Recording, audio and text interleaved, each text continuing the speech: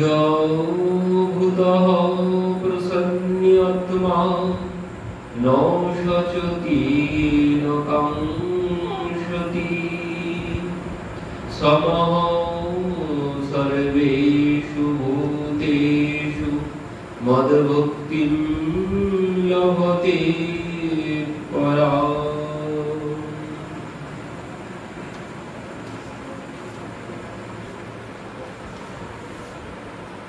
प्रभु कहे इहो बाध्य आगे कहवार राय कहे ज्ञान मिश्रा भक्ति साध्य साध। আমরা গত প্রসঙ্গে শ্রবণ করেছি রামানন্দাচার্যজি বলেছিলেন রায় কহে সধর্ম ত্যাগ এই সাধ্য সাধ।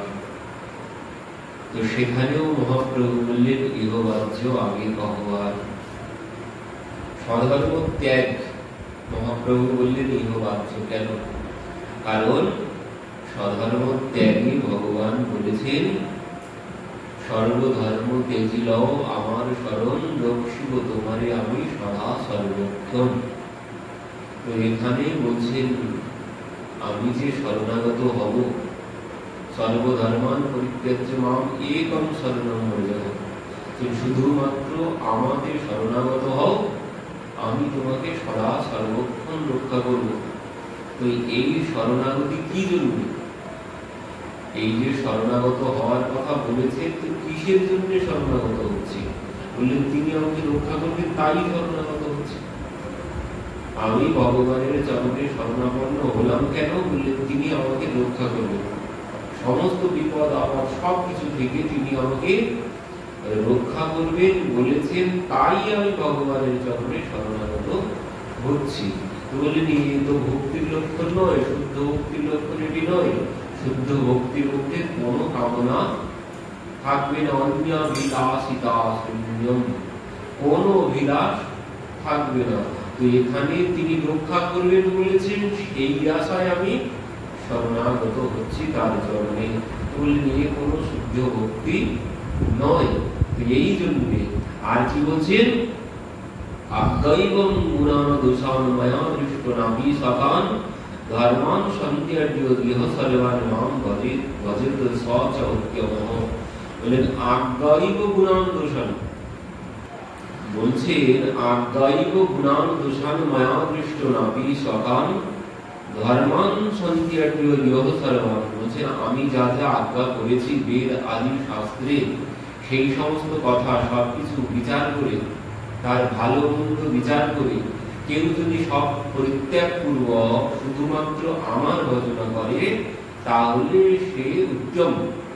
তো বলছেন কেন ভজনা করার কথা বলেছেন? বলছেন আমি যা যা বেদ আদি শাস্ত্রে বলেছি উপদেশ দিয়েছি সেই সমস্ত উপদেশের দোষ গুণ বিচার করবে, করে আমার ভজনা করবে। যে সমস্ত বেদাদি শাস্ত্রে আমি যা যা বলেছি তার দোষ গুণ বিচার করে বাদ দিয়ে শুধুমাত্র আমার ভজনা করবে।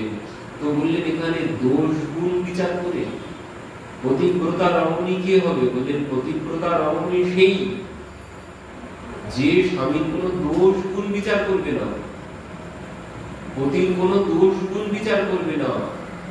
পতি সেবা করতে সে ভালোবাসে, সে তাতে সুখ পায়, এই জন্য সে পতির সেবা করবে। পতির কোনো দোষ গুণ বিচার করতে যাবে না। কোনো দোষ গুণ বিচার করে যদি কেউ পতির সেবা করে তাকে পতিব্রতা রমণী বলা যায় না। তাকে পতিব্রতা রমণী বলা যায় না যে পতির দোষ গুণ বিচার করে পতির সেবা করবে। বললেন সেই হচ্ছে পতিব্রতা, যে পতির কোনো দোষ গুণ বিচার করবে না। পতির সেবা করা কর্তব্য, তাই সেবা করছি, সেবা করতে সুখ পাই তাই সেবা করছি, কোনো দোষ গুণ বিচার করতে যাবেন না।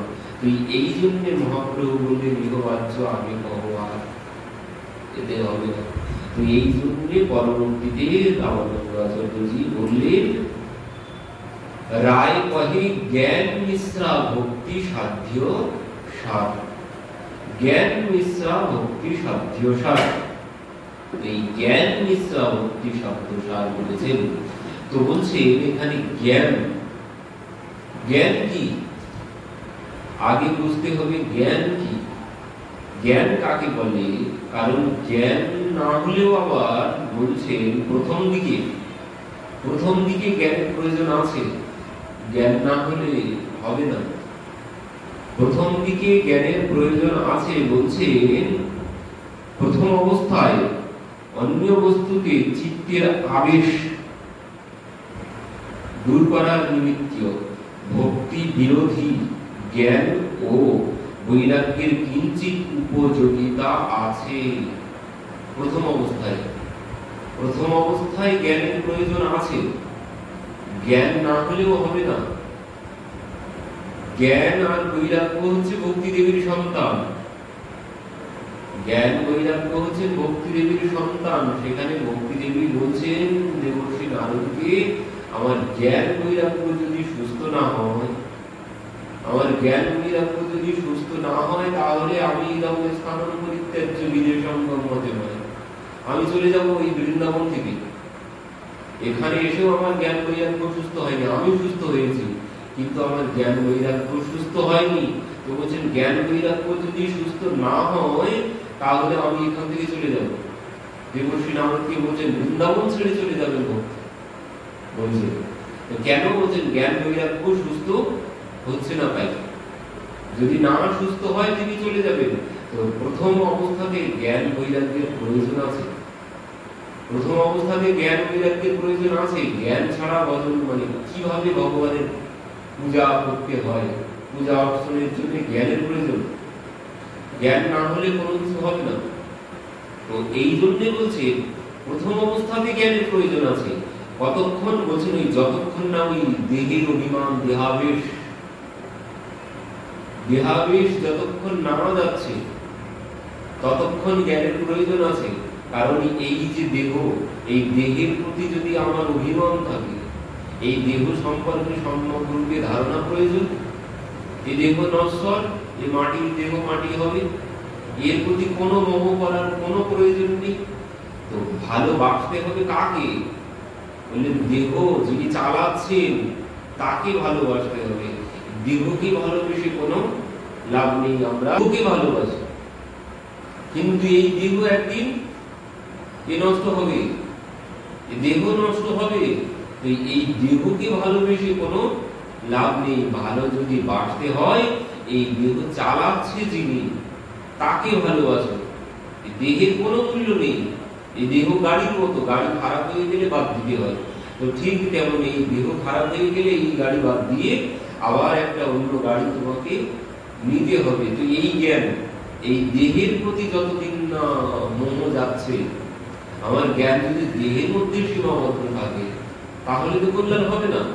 তো এই জন্য বলছে এই দেহাবেশ যতদিন না যাচ্ছে, এই দেহাবেশ কাটানোর জন্য জ্ঞানের প্রয়োজন আছে, জ্ঞান বৈরাগ্যের প্রয়োজন আছে। বৈরাগ্য না হলে এই দেহের প্রতি মোহ কিছুতেই যাবে।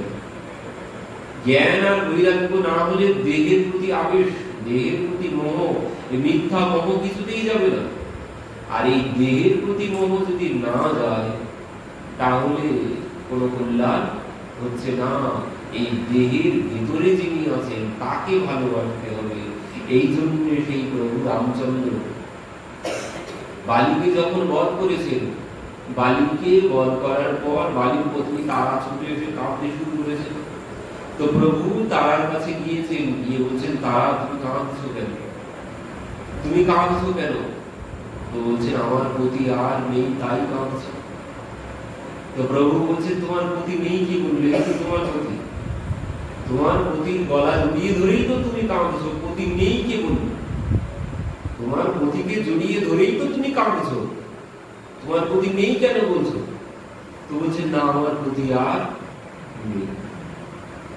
তোমার পতি নেই কেন? এই তো তোমার পতি পড়ে আছে, তোমার পতির গলা জড়িয়ে ধরেই তো তুমি কাঁদছো। তবুও তারা বলছেন যে আমার পতি নেই। তখন ভগবান বলছেন তারা তাহলে বুঝতে পারলে কে তোমার আসল পতি? তোমার যদি শরীরটা পতি হয় সে তো আছেই, সে তো পড়েই আছে, তুমি তাকেই জড়িয়ে ধরে কাঁদছো, তাহলে এই শরীর পতি নয়। পতি তাহলে কাকে বলছো তুমি? যে পতি আমি তাকেই বলছি, বুঝতে পারছি না হয়তো শরীরটা কি ভাবছি পতি রূপে, কিন্তু শরীরটা পতি নয়। বললেন এতদিন যে চালাচ্ছিল এই শরীরটাকে, সেই হচ্ছে প্রকৃত পতি, সেই হচ্ছে প্রকৃত পতি। শরীরটা তো আছে, শরীরটা যদি পতি হয় তাহলে তো কাঁদার কোনো ব্যাপার নেই, শরীরটা তো আছে। আর বলছে তাহলে যদি তুমি বলো যে তোমার পতি আর নেই, তাহলে কে নেই? বললেন সে নেই যে এই শরীরটা চালাচ্ছিল, সে নেই। আর তার তো কোনো বিনাশ নেই, সে হচ্ছে আত্মা, নিত্য শুদ্ধ আত্মা। নৈনম ছিন্নন্তি শস্ত্রাণি নৈনম দহতি পাবনঃ। তার কোনো বিনাশ নেই, তাকে কাটা যায় না, ছেঁড়া যায় না, আগুনে পোড়ানো যায় না, তার কোনো বিনাশ নেই, নিত্য শুদ্ধ আত্মা। সেই আত্মাই হচ্ছে প্রকৃত পতি, আত্মাই হচ্ছে প্রকৃত পতি। তাকে ভালোবাসো, আর তার জন্য কাঁদার তো কোনো প্রয়োজন নেই। তার জন্য বললেন সেই পতির জন্য কান্নার কোনো প্রয়োজন নেই, কারণ সেই পতির কোনো মৃত্যুই নেই। আত্মাই হচ্ছে প্রকৃত পতি, আর সেই পতির কোনো মৃত্যু বলে কোনো কিছু নেই। তাকে আগুনেও জ্বালানো যাবে না, তাকে কাটাও যাবে না, তাকে ছেড়াও যাবে না, তাকে বাঁধাও যাবে না, সে কোনো বন্ধনের মধ্যে আছে না, আর তার কোনো বিনাশ নেই। সে এখানে না থাক, কোথাও না কোথাও আছে, কোথাও না কোথাও আছে। পতি যেমন বিদেশে যায়, বাড়ি না থাকলেও সে বিদেশে আছে। এই পতি, এই পতি এখানে না থাকলেও কোথাও না কোথাও বিদেশে সে আছে। তো তার জন্য কেঁদে তো কোনো লাভ নেই, সে তো আছে। আর এই শরীরটার জন্য যদি কাঁদো, শরীরটা তো পড়েই আছে। তো এই তত্ত্ব যখন প্রভু বোঝাবে, তখন সঙ্গে সঙ্গে তারা চোখের জল মুছে দিয়েছেন। এই তত্ত্ব বোঝার জন্য তো জ্ঞানের প্রয়োজন আছে। এই জ্ঞান না হলে বৈরাগ্য আসবে, জ্ঞান না হলে ওই শরীর ধরেই কাঁদে থাকবো। এই জ্ঞান না হলে, এই জ্ঞান যখন ভিতরে প্রবেশ করবে তখনই বৈরাগ্য এসে যাবে, আর ওই শরীরের প্রতি মোহ থাকবে না। তো এই জন্য বললেন প্রথম অবস্থায় জ্ঞানের প্রয়োজন আছে, কিন্তু পরবর্তীতে আর এই জ্ঞানের কোনো প্রয়োজন থাকে না। যখন বুদ্ধ ভক্তি লাভ হয়ে যাবে, তখন আর এই জ্ঞানের কোনো প্রয়োজন হবে না। প্রথম অবস্থাতে জ্ঞানের প্রয়োজন আছে। এই জন্য রামানন্দ আচার্যজি বলেছেন জ্ঞান মিশ্রা ভক্তি সাধ্য সার। তো এই যে জ্ঞান মিশ্রা ভক্তি, জ্ঞান কয় প্রকারের? বলছেন জ্ঞান হচ্ছে 3 প্রকারের, জ্ঞানের অঙ্গ 3 প্রকারের। কি কি? বলছেন জ্ঞান, জ্ঞানের 3টি অঙ্গ। কি কি? বলছেন তৎপদার্থের জ্ঞান প্রথম, দ্বিতীয় হচ্ছে চম পদার্থের জ্ঞান, আর তৃতীয় হচ্ছে ঐক্য জ্ঞান। প্রথম হচ্ছে তৎপদার্থের জ্ঞান, মানে হচ্ছে ভগবত তত্ত্বের জ্ঞান, ভগবত তত্ত্বের জ্ঞান। দ্বিতীয় হচ্ছে তম পদার্থের জ্ঞান, বললেন জীবের স্বরূপ, জীবের স্বরূপ জ্ঞান, জীব ব্রহ্ম সম্বন্ধ জ্ঞান, জীব ব্রহ্ম সম্বন্ধ জ্ঞান। আর তৃতীয় হচ্ছে ঐক্য জ্ঞান, মানে জীব ও ব্রহ্মের ঐক্য জ্ঞান। এই হচ্ছে জ্ঞানের 3টি অঙ্গ। প্রথম হচ্ছে ভগবত তত্ত্বের জ্ঞান, দ্বিতীয় হচ্ছে ব্রহ্মের সাথে জীবের সম্বন্ধ জ্ঞান। প্রথম হচ্ছে ভগবত তত্ত্ব জ্ঞান, মানে ভগবানকে জানা, ভগবান সম্পর্কে ধারণা। তো এই জ্ঞান এক রকমের। আর হচ্ছে ব্রহ্ম আর ব্রহ্মের সাথে জীবের সম্বন্ধ, সেই ভগবানের সাথে জীবের সম্বন্ধ কি, এই জ্ঞান দ্বিতীয়। আর তৃতীয় হচ্ছে জীব ও ব্রহ্মের ঐক্য জ্ঞান। আর এই জ্ঞান ত্যাগের কথা বলেছেন। কোন জ্ঞান ত্যাগের কথা বলেছেন মহাপ্রভু? বলেছেন এই জ্ঞান নিয়ে হবে না। কোন জ্ঞানের কথা বলেছেন? বলছেন ভগবত তত্ত্ব জ্ঞান ঠিক আছে, এই জ্ঞান বাহ্য নয়, এই জ্ঞান বাহ্য নয়। আর এটি কি জীব ব্রহ্ম সম্বন্ধ জ্ঞান, এই জ্ঞানও বাহ্য নয়। বাহ্য বলেছেন কোন জ্ঞান? বলেছেন এই জীব ও ব্রহ্মের ঐক্য জ্ঞান, জীব আর ব্রহ্মের ঐক্য জ্ঞান। অনেক সাধক আছে যারা নিজেকে ভগবানের সমানই ভাবে, ব্রহ্মই ভাবে। অনেক সাধক আছে যারা নিজেকে ব্রহ্ম ভাবে, অহম ব্রহ্মস্মি, আমি ব্রহ্ম। আমি ব্রহ্ম, কারণ ওই যে বলেছেন ঈশ্বর অংশ জীব অবিনাশী, ভগবানেরই অংশ জীব। এই জন্য অনেক সম্প্রদায় আছে তারা নিজেকেই ব্রহ্ম ভাবে, কারণ আমি তো ভগবানের অংশ, তাহলে আমিও ভগবান।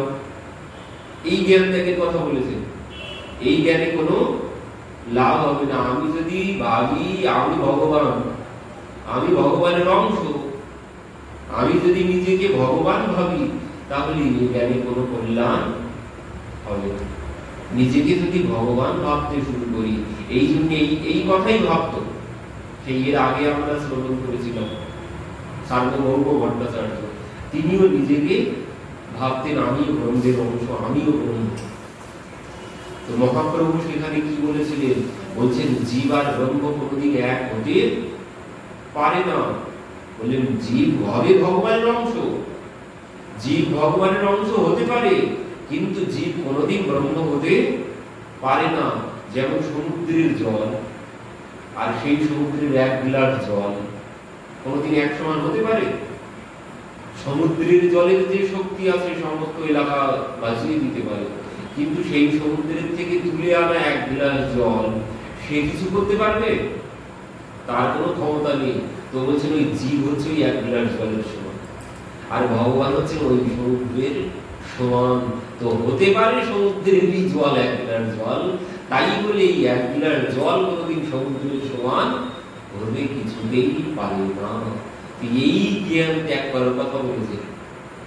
এই জ্ঞান বাদ দিতে হবে, কারণ এই জ্ঞানে কল্যাণ হবে না। আমি যদি ওই জ্ঞান ধরে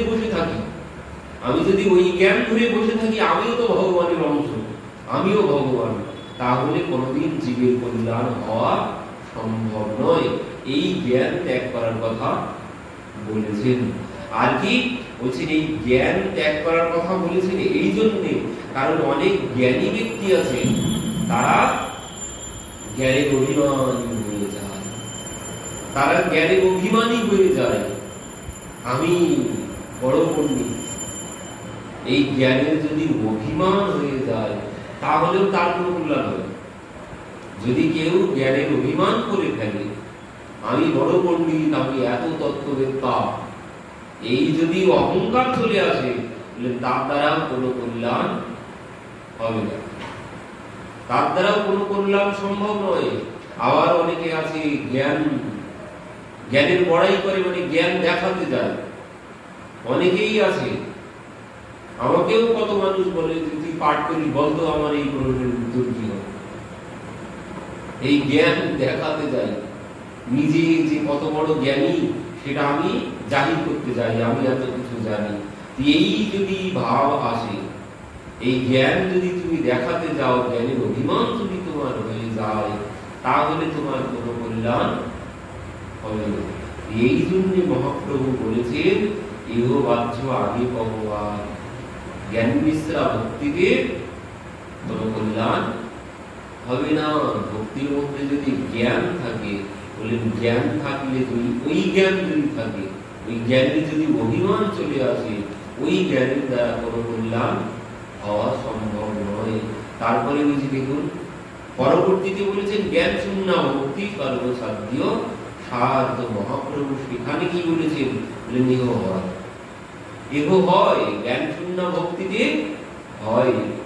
আর ইহ বাহ্য বলেননি, জ্ঞান শূন্য, জ্ঞান যদি ত্যাগ করতে পারো, জ্ঞানের অভিমান ত্যাগ না করা পর্যন্ত নিজের অভিমান যদি থাকে, তাহলে তোমার কোনো কল্যাণ হবে না। কেন হবে না? কারণ জ্ঞান থাকলে ভগবানকে পাওয়া সম্ভব নয়। কিন্তু প্রথম অবস্থাতে জ্ঞানের প্রয়োজন আছে, আমরা এখানে কি বললেন? ব্রহ্মভূতঃ প্রসন্ন আত্মা নো সচতি নো কাঙ্ক্ষতি সমহ সর্বেষু ভূতেষু মদ্ভক্তিম লভতে পরম। বলছেন ব্রহ্মস্বরূপ প্রাপ্ত ব্যক্তি নষ্ট বস্তুর জন্য শোক করে না। ওই যে আগেই যে কথা বললাম, কোন বস্তু লাভের জন্য আকাঙ্ক্ষা করে না। আর কি সর্বভূতে সমদৃষ্টি সম্পন্ন হইয়া তিনি আমাদের পরাভক্তি লাভ করেন। এই জন্য জ্ঞানের প্রয়োজন আছে। কিসের জন্য? ওই ব্রহ্মস্বরূপ প্রাপ্ত ব্যক্তি মানে ব্রহ্মকে জানার জন্য জ্ঞানের প্রয়োজন আছে, ওই আত্মাকে জানার জন্য জ্ঞানের প্রয়োজন আছে। তো বলছেন এই জ্ঞান না হলে কি হবে, বলছেন যিনি জ্ঞান লাভ করবেন, ব্রহ্মস্বরূপ যিনি লাভ করবেন, ব্রহ্মের জ্ঞান যিনি লাভ করবেন, তখন তিনি কোনো বস্তুর জন্য কোনো বস্তু ক্ষতি হয়ে গেল তার জন্য কোনো শোক করবেন না, আবার অনেক লাভ হলো তার জন্য কোনো আনন্দ করবেন না। তার কাছে সর্বভূতের সমদৃষ্টি সম্পন্ন মানে সমস্ত জীব সম্পর্কে, জগৎ সম্পর্কে সমান ভাবনা যতক্ষণ না আসছে ততক্ষণ কল্যাণ হচ্ছে না।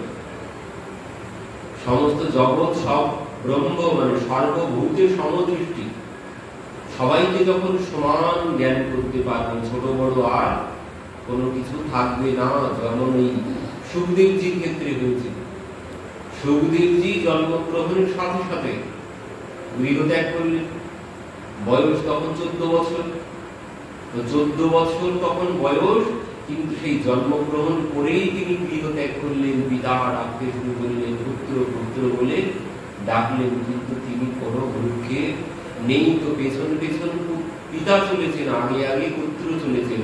তো সেই যেতে যেতে কি হয়েছিল, ওই পথের মধ্যে এক দল রমণী তারা স্নান করছিল। তো সুখদেবজি দিগম্বর, তার অঙ্গে কোনো পোশাক নেই, কোনো বস্ত্র নেই, তিনি দিগম্বর হয়ে চলেছেন। তো পথে যে রমণীরা স্নান করছিল তারাও নির্বিকার, ইনি যেমন চলেছেন এনার মধ্যে কোনো বিকার নেই, তাদের মধ্যেও কোনো বিকার নেই। কিন্তু পেছনে যখন তার পিতাকে দেখলেন, ব্যাসদেবজি যখন যাচ্ছেন, তখন সেই রমণীরা কি করছেন, নিজের শরীর বস্ত্র দিয়ে ঢাকতে শুরু করেছেন, নিজের শরীর ঢাকতে শুরু করেছেন। তখন ব্যাসদেবজি তাদের কাছে প্রশ্ন করেছিলেন যে আমার যুবক পুত্র গেল আগে, তোমরা কিছুই করলে না, আমাকে দেখে তোমরা সঙ্গে সঙ্গে নিজের শরীর কেন ঢাকতে যাবে? তোমাদের মধ্যে তো কোনো বিকার আসেনি, আমার পুত্রকে দেখে আমার পুত্র দিগম্বর হয়ে যাচ্ছে, যুবক পুত্র, আর তোমরা আমাকে দেখে এইভাবে নিজের শরীর কেন ঢাকছো? তখন তারা কি বলেছিল, বলছেন যে দেখুন আপনার মধ্যে দেহের আবেশ আছে, আপনার মধ্যে দেহাবেশ আছে, আপনার মধ্যে ভেদ বিচার আছে, স্ত্রী পুরুষ ভেদ জ্ঞান আছে আপনার মধ্যে, কিন্তু আপনার পুত্রের মধ্যে এই সমস্ত ভেদ জ্ঞান কোনো কিছু নেই, তার কাছে সবটাই ব্রহ্ম। তিনি আত্মা রামশ্চ মুনয় নির্গ্রন্থায় প্রক্রমে কুর্বন্তিম অহৈতকিম ভক্তি মৃত্যু অদ্ভুত গুণ হরি।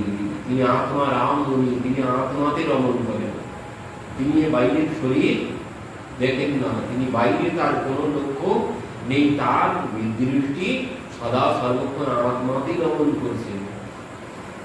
এই সমদৃষ্টি বললেন, যখন কেউ ব্রহ্মকে জেনে যাবে তখন তার মধ্যে এই সর্বভূতের সমদৃষ্টি এসে যাবে, আর যখন সমদৃষ্টি এসে যাবে তখনই সে পরম ভক্তি লাভ করবে, তখনই সে ভক্তি লাভ করবে। তো এই জন্য প্রথম অবস্থায় বলেছেন জ্ঞানের প্রয়োজন আছে, কিন্তু পরবর্তীতে বললেন জ্ঞানের কোনো প্রয়োজন আর নেই। ভক্তি যখন লাভ হয়ে যাবে তখন আবার জ্ঞানের কোনো প্রয়োজন থাকছে না। কেন? কারণ যে জ্ঞান যদি থাকে, আমি জ্ঞানের অভিমান যদি না ত্যাগ করতে পারি তাহলে কল্যাণ হবে না। যেমন ভাবে পরবর্তীতে বলেছেন জ্ঞান শূন্য ভক্তি সাধ্যীয় সার, মহাপ্রভু বলেছেন ইহ হয়। তো সেই এর পরিপ্রেক্ষিতে দেখুন আমরা ওই কর্মবাহীর ক্ষেত্রে দেখতে পাই, তার মধ্যে কোনো জ্ঞান আছে, তার মধ্যে কোনো জ্ঞান নেই, তার মধ্যে কোনো জ্ঞান নেই। পিতা বলেছে আমাদের আসতে দেরি হবে, দুপুরবেলা ফিরে আমরা আসতে পারবো না, তো তুই ভোগ লাগাবি আজ ভগবান। তো বললেন ঠিক আছে, তো কি করবি? বলছেন আমি তো বেশি কিছু পারি না, মানে 7-8 বছর বয়স, আমি বেশি কিছু পারি না, ওই চাল ডাল আলু একসাথে দিয়ে সিদ্ধ করে খিচুড়ি বানিয়ে ভগবানকে ভোগ লাগাবো। তো সে কি করলো, ওইভাবেই ভগবানের ভোগ লাগিয়েছে, ওইভাবে খিচুড়ি রন্ধন করেছেন, করে ভগবানের সম্মুখে থালা দিয়েছে। এবার ভগবানের সম্মুখে থালায় ভরে যখন খিচুড়ি ভোগ লাগিয়েছেন, দিয়ে বলছেন কিভাবে ভোগ লাগাতে হয় সেটাও জানে না, কিন্তু সে দিয়ে বলছেন প্রভু খেয়ে নাও, আজ আমার হাতেই খেতে হবে, আজ বাবা বাড়ি নেই, আজ আমার হাতেই খেতে হবে, তো তাড়াতাড়ি করে খেয়ে নাও বলে বলে আছে। ভগবান তো কোনো কিছুই খায় না। কি ব্যাপার, খাবে না? আজ কিন্তু বাবা নেই, যদি ভাবো বাবা না এলে খাবে না, তাহলে কিন্তু সারাদিন না খেয়ে বসে থাকতে হবে, বাবা কখন আসবে তার কোনো ঠিক ঠিকানা নেই বলে বসে আছে। ভগবান তো কিছুতেই খায় না। তারপর বলছেন ও বুঝতে পেরেছি, বাবা গান গায়, তো গান গাইতে হবে, তো ঠিক আছে, এবার গান গাইতে শুরু করেছে। কি বলছেন, थाली भर के लाए खिचड़ो, ऊपर घी की बाट की, जी मोरा साधुनी, जी माँ बेटी जाट की, थाली भर के लाए खिचड़ो। বলছেন থালি ভরে খিচুড়ি এনেছি, তারপরে ঘি দিয়েছি, তুমি তাড়াতাড়ি খেয়ে নেবে, তাড়াতাড়ি এসে খাও। এবার গাইতে গাইতে অনেক সময় হয়ে গেছে, কিছুই খাবে। তখন বলছে কি তুমি খাবে না? আমার কিন্তু খুব খিদে পেয়েছে, আমার কিন্তু খুব খিদে পেয়েছে, দেখো তুমি যদি না খাও, বেলা গড়িয়ে যেতে শুরু করেছে, তুমি যদি না খাও আমি কিন্তু এই পুকুরের জলে ঝাঁপ দিয়ে ডুবে মরব। এই বলে যেই ঝাঁপ দিতে গেছেন, সঙ্গে সঙ্গে ভগবান এসে পেছন দিক থেকে টেনে ধরেছেন, মা শিগগির চলো খিদে পেয়েছে। তো ভগবান নিজে ধরে টেনে এনেছেন, এবার এনে নিজে বসে খেতে শুরু করেছেন, গপ গপ করে খাচ্ছেন, খেতে খেতে সারা মুখে খিচুড়ি লেগে গেছে। তখন কর্ণবাই পাশে বসে আছেন, বসে বলছেন তুমি একটু খেতেও পারো না ভালো করে, তোমাকে খেতে হবে না, আমি খাইয়ে দিচ্ছি। এই বলে নিজে হাতে খাইয়ে দিচ্ছেন। কি হলো, খাইয়ে দিয়েছেন। বাবা সন্ধ্যাবেলা এসে জিজ্ঞাসা করছেন, মা ঠাকুরকে ভোগ দিয়েছিলি? বলছে হ্যাঁ বাবা দিয়েছিলাম, তবে তোমার ঠাকুর খুব বদমাইশ, প্রথমে তো কিছুতেই আসতেই চাইছিল না, গেলা গড়িয়ে গেল তখন এলো, তারপরে তো খেতে বসে সমস্ত মুখে লাগিয়ে ফেলছিল, একটু খেতেও পারে না, তো আমি নিজে হাতে খাইয়ে দিতে গেলাম, তো দেখো আমার আঙুলে কামড়ে নিয়েছে, তোমার ঠাকুর এত বদমাইশ, আমার হাতে কামড়ে নিয়েছে। তখন পিতা বলছেন কই দেখি কেমন কামড়ে নিয়েছে? যে হ্যাঁ দেখছেন সত্যিই তো, সত্যি দাঁতের দাগ বসে আছে। তখন পিতা কিছুতেই বিশ্বাস করতে পারছেন না, কিছুতেই বিশ্বাস করতে পারছেন না। তখন পরের দিন বললেন যে মা তুই গতকাল যেভাবে ভোগ লাগিয়েছিলি ওইভাবে নিজের আঙুল করে আজও ভোগ লাগা, আজও ভোগ লাগা। এবার পরের দিন ওইভাবেই রান্না করে নিজে ভোগ লাগিয়েছেন, ওইভাবেই গান গাইছেন, কিছুতেই আর ভগবান আসছেন না। কি ব্যাপার, কাল খেলে আজ কেন খাচ্ছ না, আজ কেন খাচ্ছ না? তখন ভগবান কি বলছেন, বলছেন আজ তোমার পিতা আছে, আজ তোমার পিতা আছে, তিনি তো বাইরে দাঁড়িয়ে আছে, কিভাবে ভগবানকে ভোগ লাগাচ্ছে দেখার জন্য। বিশ্বাস হয়নি, গতদিনের ঘটনার কথা বিশ্বাস করতে পারেননি পিতা, এই জন্য তিনি বাইরে দাঁড়িয়ে আছেন দেখার জন্য। এই জন্য বলছে তোমার পিতা বাইরে আছে, এই জন্য আমি আজ খেতে পারবো না, যে সব জানি না, কাল যেভাবে খেয়েছো ওইভাবে খেতে হবে। ও বলছেন না তোমার পিতা আছে, আজ আমি খেতে পারবো না। কেন খেতে পারবে না?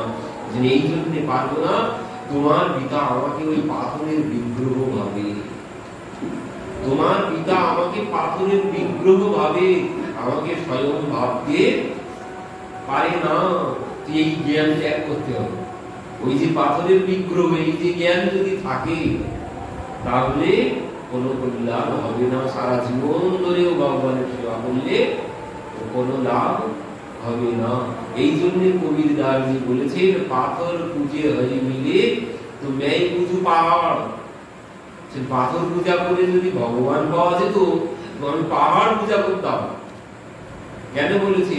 কারণ ওই যে বিগ্রহে যদি পাথর ভাব না থাকে, ধাতু ভাব না থাকে, তাহলে ওই পূজা করে কোনো লাভ হবে না। এই জন্যে বলেছেন এই জ্ঞান বাদ দাও, এই জ্ঞানে হবে না। জ্ঞান শূন্য ভক্তি। কোন জ্ঞান শূন্য ভক্তি? এই কর্মাবাইয়ের মধ্যে যে জ্ঞান নেই, এনার মধ্যে কোনো জ্ঞান নেই। ইনি সহজ সরল ভাবে ভেবেছেন আমি যেভাবে আমরা ভোজন করি ভগবান ওইভাবে ভোজন করে, আমরা যেভাবে ভোজন করি ভগবান ওইভাবে ভোজন করে।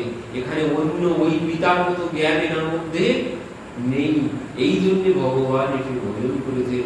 এখানে কোনো জ্ঞান নেই। বললেন এই জ্ঞান শূন্য হতে হবে। ওই প্রেমের ক্ষেত্রে কোনো নিয়ম বিচার কোনো কিছু নেই। জ্ঞানের ক্ষেত্রে বিচার আছে, জ্ঞানের ক্ষেত্রে বিচার আছে। ভগবানের মন্দিরে মধ্যরাত্রি প্রবেশ করা যায় না, ভগবানের শয়ন হলে আর মন্দিরে প্রবেশ করা যায় না। কিন্তু প্রেমের রাজ্যে কিন্তু কোনো আর নিয়ম নেই। প্রেমের রাজ্যে কোনো আর নিয়ম নেই। ওই যে বৃন্দাবনের এক মা ছিলেন না, মা কারেন্ট চলে গেছে রাত 12টার সময়, গরমের সময়, তখন তিনি কি করেছেন? মন্দিরের দ্বার খুলে পাখা নিয়ে ভগবানকে বাতাস করছে। এই হচ্ছে জ্ঞান শূন্য ভক্তি। এখানে কোনো জ্ঞান নেই। এই ভক্তি প্রয়োজন। ওই জ্ঞান থাকলে কোনো লাভ হবে না। কর্মাবাই পরবর্তীতে যখন পুরীধামে গিয়েছিলেন, পুরীধামে গিয়ে কি করতেন? ওইভাবে দাঁতন করতে করতে খিচুড়ি রান্না করতেন। জগন্নাথ এসে প্রত্যহ খেয়ে যেতেন। সকালবেলা ঘুম থেকে উঠেই ওইভাবে কোনো কাপড় ছাড়া না, কোনো স্নান না, কোনো কিছু না, ওইভাবে দাঁতন করতে করতে রান্না করতেন। আর ওই দাঁতন দিয়েই আবার খিচুড়ি ঘুরতেন। জগন্নাথ সেই খিচুড়ি এসে গ্রহণ করতেন।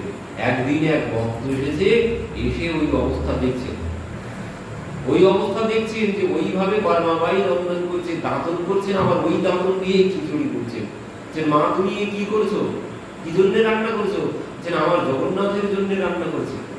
হায় হায় হায়, কি সর্বনাশ, কি কথা বলছো তুমি? জগন্নাথের জন্য রান্না করছো, এইভাবে দাঁতন করতে করতে দাঁতন দিয়ে খিচুড়ি ঘুরছো? এইভাবে কেউ জগন্নাথের জন্য রান্না করে নাকি? কেন কিভাবে করে? যে জগন্নাথের জন্য রন্ধন করতে গেলে আগে প্রভাতে ঘুম থেকে উঠে আগে তো স্নান করতে যাবে সরোবরে। নরেন্দ্র সরোবরে গিয়ে স্নান করবে, শুদ্ধ পোশাক পরবে, ওরে উনুনটা গোবর দেবে, উনান গোবর দিয়ে কাজগুলো সব একটা একটা করে বাঁচবে, বেছে তারপরে চাল ভালো করে বাঁচবে, বেছে তারপরে তো ভোগ লাগাবে, রান্না করবে। শুদ্ধ ভাবে রান্না করে শুদ্ধ ভাবে ভগবানের ভোগ লাগাতে হয়।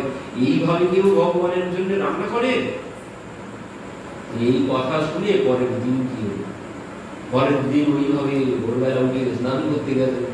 স্নান করে এসে শুদ্ধ ভাবে উনুনটা গোবর দিয়েছেন, কাঠ কুটো গুছিয়ে চাল বেচেছেন, ডাল বেচেছেন, বেছে তারপরে রান্না চাপিয়েছেন। রান্না চাপাতে চাপাতে এদিকে 11টা বেজে, এদিকে যে 11টা বেজে গেছে, ওদিকে জগন্নাথ এসে উপস্থিত হয়ে গেছেন। এদিকে খিচুড়ি তখন সিদ্ধ হয়নি। তখন জগন্নাথ কি বলছেন? তাড়াতাড়ি কর মা, তাড়াতাড়ি কর মা। এই নাম হয়েছে কর্মা। এনার নাম, আসল নাম কোনো নাম জানা যায় না। এই নাম হলো এখান থেকে, এই তাড়াতাড়ি কর্মা, তাড়াতাড়ি কর্মা থেকে এই কর্মাবাই নাম হয়েছে। তো জগন্নাথ এসে বসে আছে, এদিকে রান্না হয়নি। তারপরে রান্না হতে হতে 12টা বেজে যাচ্ছে। সেইভাবে গরম গরম খিচুড়ি 3 জন খেয়ে চলে গেছেন যেই মন্দিরে ঘন্টা বেজেছে। এবার মন্দিরের পান্ডা যখন দ্বার খুলেছে, দ্বার খুলে কি করতে দেখছেন কি 3 জন দাঁড়িয়ে আছে, 3 জনের মুখে হাতে সব খিচুড়ি লেগে আছে। মানে হাত ধুয়ে যাওয়ার আর সময় হয়নি। ঘন্টা বাজিয়েছে, ভোগ লাগানো 12টায় ভোগ লাগে। তো এই জন্য ওই ভোগ লাগানোর ঘন্টা যেই বেজেছে সঙ্গে সঙ্গে দৌড় দিয়েছে এখান থেকে, হাত মুখ ধুয়ে যাওয়ার সময় হয়নি। তো পান্ডা দ্বার খুলে দেখছেন এই অবস্থা। কি ব্যাপার প্রভু, আপনি কোথায় গিয়েছিলেন? তো বলছেন আমার ভক্তের কাছে গিয়েছিলাম। তো ভক্তের কাছে কি জন্যে? বলছেন ওই খিচুড়ি পেতে গিয়েছিলাম। ওই সেখান থেকেই ওই খিচুড়ি ভোগ লাগে। ওই যে হাঁড়িতে, মাটির হাঁড়িতে যে খিচুড়ি ভোগ, আমরা দেখছি এই সেইখান থেকে চালু হলো এই খিচুড়ি ভোগ। তো এই বলছেন তুমি ভক্তের কাছে গিয়ে খিচুড়ি ভোগ পেতে গিয়েছিলে, বলছেন হ্যাঁ। তখন ওই কোন ভক্ত সব কিছু জানলেন, তো সেইখান থেকে খিচুড়ি ভোগের ব্যবস্থা হলো। তো এবার পরের দিন জগন্নাথ এসে কি বলছেন, বলছেন মা তোমাকে আর ওই সব করতে হবে না, ওই যেভাবে রান্না করতে সকালবেলা ঘুম থেকে উঠে ওইভাবেই রান্না করবে, তোমাকে ওই সমস্ত কোনো কিছু করতে হবে না, তোমাকে কোনো কিছু করতে হবে না, কোনো প্রয়োজন নেই স্নান করার, এত দেরি করার কোনো প্রয়োজন নেই, তুমি যেভাবে আমার জন্য রন্ধন করতে ওইভাবে রন্ধন করবে। তো এই যে জ্ঞান দিয়ে গিয়েছিল একজন সাধু এসে, যে জ্ঞান দিয়ে গিয়েছিল ভগবানের রান্না এইভাবে এইভাবে করতে হয়, তো ভগবান নিজেই বলে দিলেন তোমার ওই সমস্ত কোনো কিছু করার দরকার নেই, তুমি যেভাবে করতে আগে ওইভাবেই করবে। এই জন্য প্রভু বলেছেন জ্ঞান মিশ্রা ভক্তিতে হবে না। এই এর পরবর্তীতে এই কারণেই রাম রায় বললেন যে জ্ঞান শূন্য ভক্তি সর্বসাধ্য সার।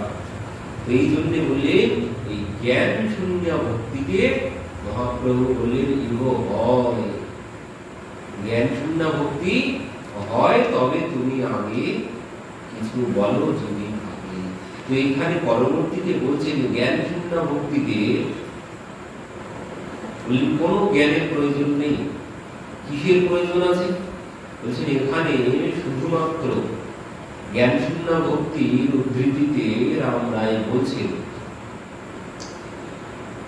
জ্ঞানে প্রয়াসোদপাশ্বনমন্ত্যৈব জীবন্তি সন্মুখরিতম ভবদীয়বরতম স্থানে স্থিতা শ্রুতিগতম তনুবাগমনোভি যে প্রায়সো অজিতো জিতয়পয়সি ত্রৈস্ত্রিলোক্যম। কি বললেন, জ্ঞানে প্রয়াস মোদপাস্য নমন্তৈব জীবন্তি সন্মুখরিতম ভবদীয়বার্তম স্থানে স্থিতঃ শ্রুতিগতম তনুবাগমনোভির ये प्रायसो अजितो জিতয়প্রিয়সি ত্রয়স্ত্রিলোক্যম। কি বলছেন, এই কথা বলেছেন ব্রহ্মা। কি বলছেন, জ্ঞানে প্রয়াস মোদপাস্য নমন্ত্যৈব। কি বলছেন এখানে,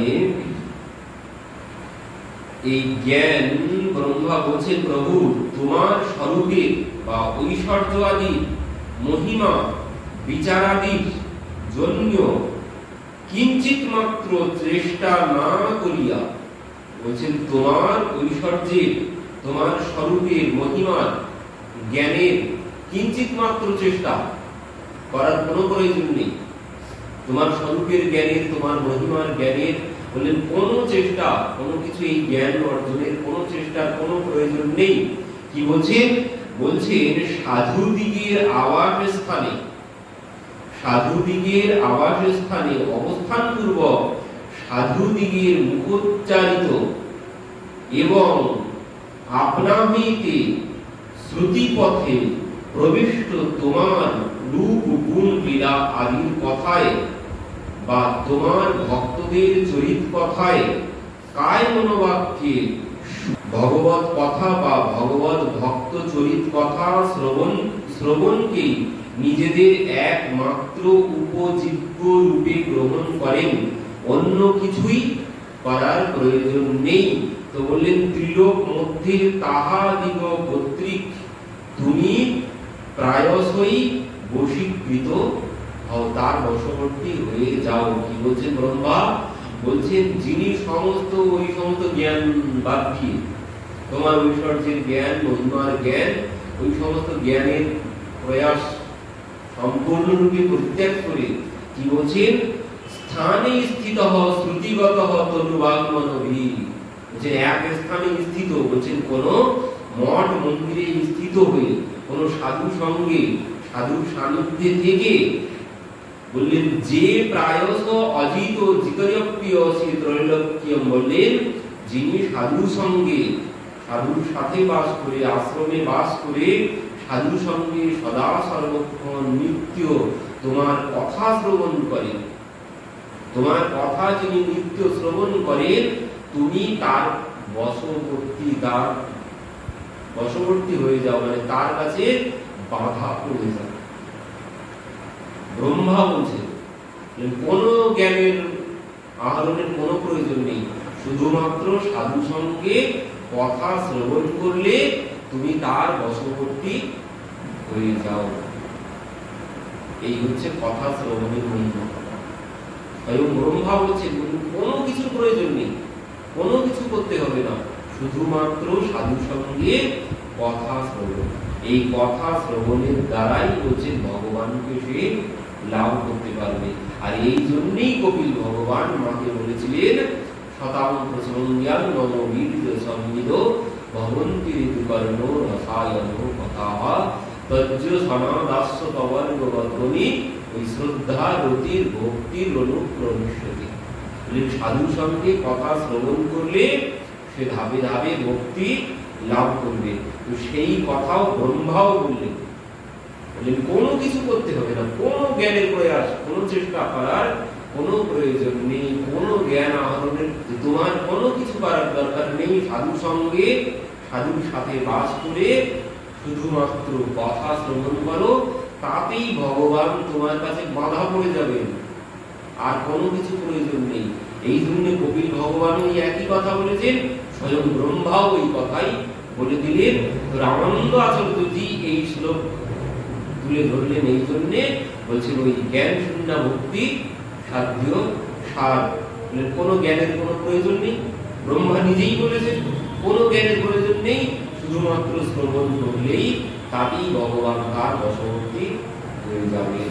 এই জন্যে মহাপ্রভু বলেছেন, এই জন্যেই বলেছেন যে তোমার এতে হয় জ্ঞান শূন্য ভক্তিতে হয় বলেছেন, আর ইহ বাহ্য বলেননি, এই বাইরের কথা আর বলেননি মহাপ্রভু, বলেছেন ইহ হয়, এতেও ভগবানকে পাওয়া সম্ভব জ্ঞান শূন্য ভক্তিতে। ওই যে একজন ভক্ত ছিলেন, সেই ভক্ত মানে বাড়িতে গুরুদেব এসেছে, তো ওই নারায়ণ ভগবান এনেছে, তো নারায়ণ ভগবান নিয়েই গুরুদেব যেখানে যান ভগবানকে সাথে নিয়ে যান। তো এবার ওই ভক্তের বাড়িতে এসে নারায়ণ ভগবানকে রেখে গুরুদেবের সেবা করছে, ভগবানের সেবা করছে গুরুদেব। তো এবার কি হয়েছে, সেই বাড়িতে একটা শিশু ছিল। এখন সেই শিশু দেখেছে গুরুদেব যে ভগবানের সেবা করছে, এই দেখে একদিন গুরুদেবকে বলছেন, গুরুদেব আপনার ওই নারায়ণ ভগবানকে আমাকে দিয়ে যাবেন। কি করবি, যে তুমি যেভাবে সেবা করো আমি ওইভাবে সেবা করবো, তুই কি সেবা করতে পারিস নাকি? বললেন কেন গুরুদেব, আপনি যেভাবে করেন আমি সব দেখেছি, আমি ওইভাবেই সেবা করবো। তো বললেন ঠিক আছে, আমি যেদিন চলে যাব সেই দিন আমি তোকে দিয়ে যাব। এবার চলে যাওয়ার দিন কি হলো, চলে যাওয়ার দিন গুরুদেব কি করেছে, ওই নদীর থেকে একটা পাথর, ওই কালো মতো দেখতে একটা বড় সড়ো দেখে, নারায়ণ শিলা মতো বন থেকে কালো মতো দেখে একটা পাথর তুলে এনেছে, এনে সেই পাথরটাতে ওই চন্দন ফুল চন্দন দিয়ে সাজিয়ে পূজা করছেন। এবার সে এসেছেন যে গুরুদেব আজ চলে যাবেন, এবার গুরুদেবের কাছে গিয়েছেন, গুরুদেব আমাকে তাহলে আজকে দিয়ে যাবেন? তো বলছে হ্যাঁ দিয়ে যাবো। এবার সেই গুরুদেবের কাছে গিয়ে দেখছেন আর একটা, কি ব্যাপার, এটা কোথা থেকে এলো? বলছেন এটা হচ্ছে বড় ভগবান, এ হচ্ছে রাজা ভগবান, আর এ হচ্ছে মন্ত্রী ভগবান। মানে বড়টা হচ্ছে রাজা ভগবান, আর এ হচ্ছে মন্ত্রী ছোটটা। তো তুই কোনটা নিবি? এবার ছোট মানুষ তো বলছে মন্ত্রী কেন নিতে যাবো, আমি রাজাই নেব। এবার ওই যেই বলেছে রাজাই নেবো, তো বলে ঠিক আছে তাহলে এটাই আমি রেখে যাবো, তুই সেবা করবি। এই বলে চলে গেছে, মানে নিজের আসল সে নারায়ণ শিলা নিয়ে চলে গেছেন, ওই নদীর থেকে যেটি কুড়িয়ে এনেছিল সেটা চলে গেছে। আর সে কি করেছে, সে ওইভাবেই নারায়ণ জ্ঞানে পূজা করছেন। পূজা করতে করতে কি হয়েছে, ওই সে আবার কি করে, প্রত্যহ ওই গোচারণে যায়। আবার সকালবেলা ভগবানের পূজা অর্চন করে 10টা বাজলে গোচারণে যায়। তুই একদিন ভগবান সেই নারায়ণ শিলা, সেই শিলার ভিতর থেকে প্রকট হয়ে বলছেন, দেখো তুমি যে গোচারণে যাও আমি তোমার সাথে যাব, আমার একা একা ভালো লাগে না, তো ভগবান স্বরূপ ধারণ করে তার সঙ্গে গোচারণ করতে চলে গেছে, প্রত্যহ যেতে শুরু করেছেন। একদিন গুরুদেব আবার এসেছেন, এসে জিজ্ঞাসা করছে, বল ভগবানের সেবা হচ্ছে ঠিকঠাক? হচ্ছে মানে গুরুদেব, তোমার ভগবান তো আমার সাথে প্রত্যেক দিন গোচারণে যায়। বলছিস কি রে? হ্যাঁ গুরুদেব, তোমার ভগবান আমার সাথে প্রত্যেক দিন গোচারণে যায়, আমার সাথে মাঠে যায় প্রত্যহ, আবার আমার সাথেই ফিরে আসে। কি বলছিস? হ্যাঁ গুরুদেব, আমি কয়েকদিন পূজা করতে করতেই একদিন হঠাৎ তোমার ভগবান বলছে, আমার ভাল লাগে না, একা একা ভালো লাগে না, আমি তোমার সাথে যাব। তখন সেই গুরুদেব বলছে, আমাকে দেখাতে পারবি? হ্যাঁ দেখাতে পারবো। পরের দিন বেরিয়েছে, ভগবানের সঙ্গে সঙ্গে চলেছেন, গুরুদেব গিয়েছেন, পেছন পেছন যাচ্ছেন। এবার গিয়ে ওই মাঠের মধ্যে গিয়ে বলছে, ওই তোর ভগবান, এই তো গুরুদেব আমার সাথেই খেলা করছে, এই তো আমার পাশেই দাঁড়িয়ে আছে। গুরুদেব বলছে, কি বলছিস? গুরুদেব দেখতে পাচ্ছেন না, অথচ শিষ্য বলছেন, এই তো ভগবান আমার সাথে খেলা করছে। গুরুদেব কিছুতেই দেখতে পাচ্ছেন। তখন শিষ্য বলছে যে, প্রভু আমার গুরুদেব কেন দেখতে পাচ্ছে না আপনাকে?